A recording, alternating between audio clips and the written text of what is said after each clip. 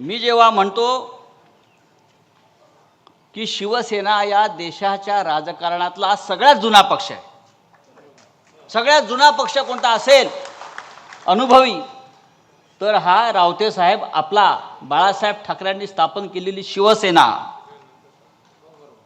जेव्हा शिवसेना या महाराष्ट्रात गर्जना करत होती, लढाया लढत होती, संघर्ष करत होती मराठी माणसासाठी आणि हिंदुत्वासाठी, तेव्हा आजचे सगळे पक्ष हे पाळण्यामध्ये होते.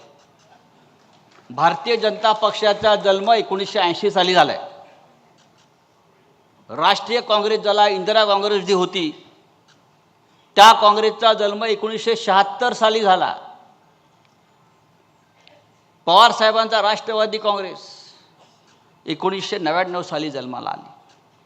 बाकी सर्व पक्ष या देशातले हे शिवसेनेच्या स्थापनेनंतर जन्माला आले.